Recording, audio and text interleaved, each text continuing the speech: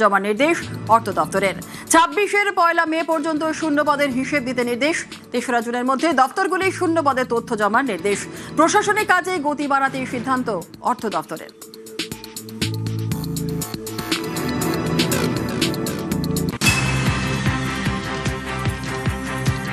শূন্য পদে নিয়োগের নির্দেশ মুখ্যমন্ত্রীর। দপ্তর ভিত্তিক শূন্য পদ পূরণে তৎপর রাজ্য। সব দপ্তরে কত শূন্য পদ জানতে রিপোর্ট তলব। শূন্য পদের রিপোর্ট জমা নির্দেশ অর্থ দপ্তরের। 26-এর 1 মে পর্যন্ত শূন্য পদের হিসেব দিতে নির্দেশ।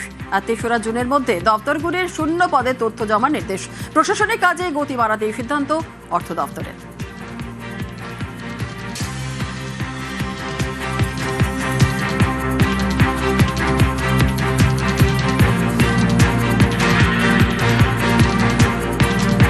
শ্রমিক ভট্টাচার্যের বৈঠক।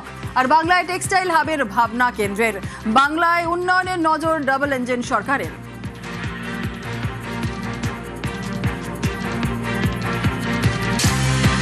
বিগত 50 বছরে কার্যত পশ্চিমবঙ্গের শিল্পকে ধ্বংস করা হয়েছে। পরিযায়ী হয়ে সবাই বাইরে চলে যাচ্ছে। পার ক্যাপিটা ইনকাম আজকে সবচেয়ে নিচে এসে দাঁড়িয়েছে। এই অবস্থা থেকে আমাদের বেরিয়ে আসতে হবে। আমাদের মহারাষ্ট্র, কর্ণাটক, তামিলনাড়ুর সঙ্গে একই পঙ্ক্তিতে দাঁড়াতে হবে। সোনার বাংলা আমরা তৈরি করব। নির্মলাজি পশ্চিমবঙ্গ এই অর্থনৈতিক অবস্থা থেকে কি করে তার উত্তরণের পথ দেখাতে পারেন সে সম্পর্কে তিনি অভিহিত আছেন এবং তিনি বিশ্বাস করেন এই অবস্থা থেকে বেরিয়ে আসা সম্ভব। তার জন্য যা করবার তিনি সেটা করবেন এবং প্রধানমন্ত্রী, অর্থমন্ত্রী, গৃহমন্ত্রী সবাই মিলে আমরা পশ্চিমবঙ্গের এই অবস্থা থেকে নিঃসন্দেহে আমরা অন্য জায়গায় পৌঁছে দিতে পারি।